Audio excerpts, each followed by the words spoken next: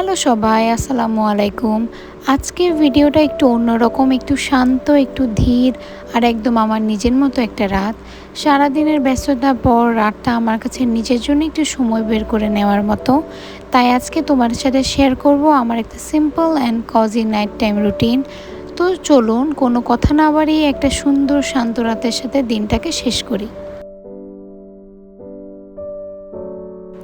রাত তখন ৮টা, আমি তখন আমার নিচকে পড়াচ্ছিলাম। পড়া শেষ হওয়ার পর ওর বই খাতাগুলো একটু গুছিয়ে দিচ্ছিলাম। ও এখানে পড়ছিল আর আমি এই ফাঁকে একটু গুছিয়ে নিচ্ছিলাম। ব্যাস এই ছিল আমাদের রাত ৮টার ছোট্ট একটা স্টাডি সেশন।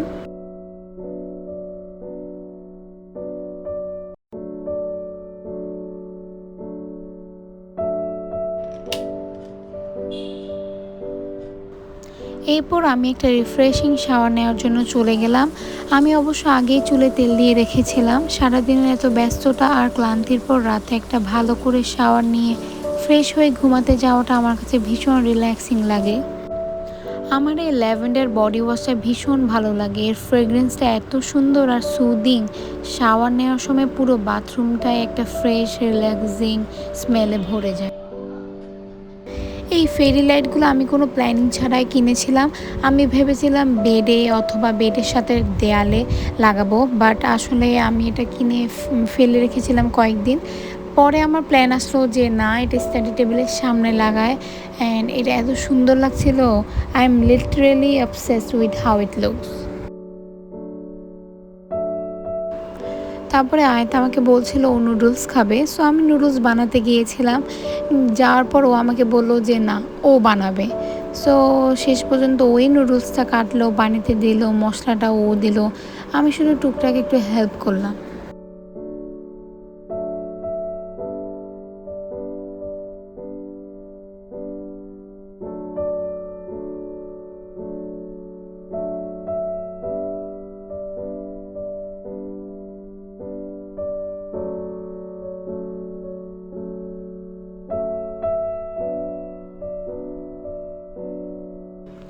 আমার মনে হয় যাদের বাসায় ছোট ভাই বোন, নিস বা নেফিউ আছে, তারা নিশ্চয়ই এই জিনিসের সাথে রিলেট করতে পারবে। আমরা যখনই কোনো কিছু করি ওরা এসে বলবে আমাকে করতে দাও। তখন অনেক সময় বিরক্ত লাগে, মনে হয় সব নষ্ট করে ফেলবে। কিন্তু আমার মনে হয় ওদের যদি একটু ধৈর্য ধরে বুঝিয়ে বলি, একটু হেল্প করি আর একটু সাপোর্ট করি, তাহলে ওরা এখান থেকে ধীরে ধীরে অনেক কিছু শিখে ফেলে। নুডলসটা বানানো শেষ। তারপর আমি ওকে জিজ্ঞাসা করলাম যে নুডলসের সাথে ও কী খেতে চায়। ও বললো ডিম খাবে। তো এখানে আমরা ডিম ভাজছিলাম। আসলে আমি জাস্ট ফ্রাই প্যানটা চুলার উপর দিয়ে চুলাটা অন করে তেল দিয়ে দিয়েছিলাম। ওই দেখলাম যে ডিম ভেঙে নিজে ডিম দিল। মানে ওই করছিল, আমি জাস্ট একটু হেল্প করছিলাম আর কি। এইভাবে ছোট ছোট মুহূর্তগুলো আমার কাছে অনেক ভালো লাগে। কোনো কিছু পারফেক্ট হওয়া জরুরি না, কিন্তু একসাথে কিছু করা, গল্প করতে করতে সময় কাটানো, এই জিনিসগুলো পরে সবচেয়ে বেশি মনে থাকে। আমরা দুজন গল্প করতে করতে এটা করছিলাম, ওটা করছিলাম। আর অনেস্টলি এই ছোট ছোট মোমেন্টসগুলোই আমার সবচেয়ে ফেভারিট। খুব সিম্পল কিন্তু অনেক কমফোর্টিং লাগে।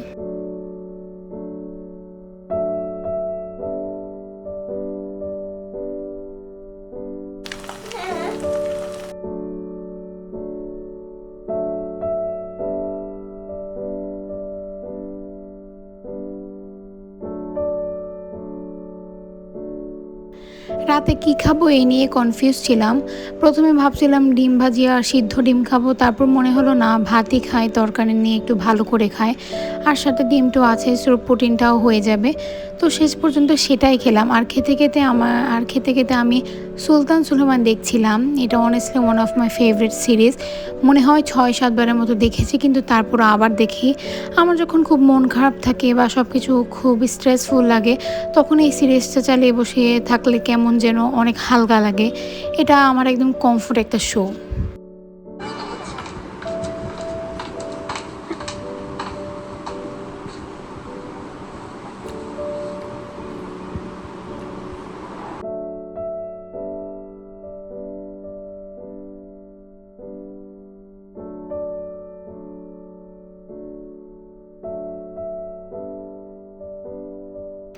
খাওয়া দাওয়া শেষ করে আমি একটু ল্যাপটপ নিয়ে বসলাম, কারণ আমার একটা প্রেজেন্টেশন স্লাইড সাবমিট করতে হবে।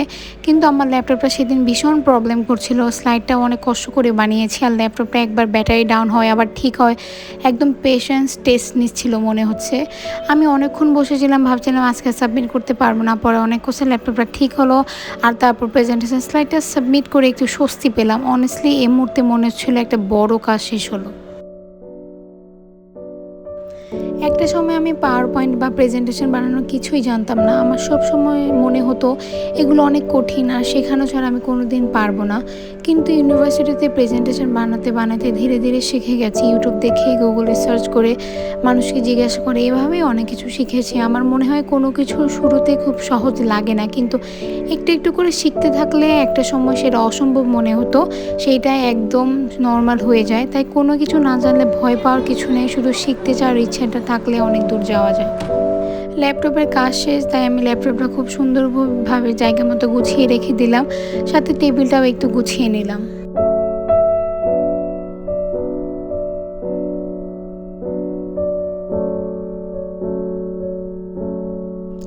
এরপর আমি একটু পাম্পকিন সিড খাচ্ছিলাম। আমি আসলে ট্রাই করি প্রায় প্রতিদিনই পাম্পকিন সিড খাওয়ার।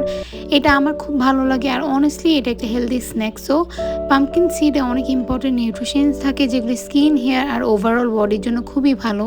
বিশেষ করে এতে জিঙ্ক, ম্যাগনেসিয়াম আর হেলদি ফ্যাটস থাকে, যেগুলো শরীরের জন্য উপকারী। তাই আমি চেষ্টা করি প্রতিদিন অল্প হলেও খেতে। এটা আমার কাছে খুব সিম্পল, হেলদি আর স্যাটিসফাইং একটা স্ন্যাক।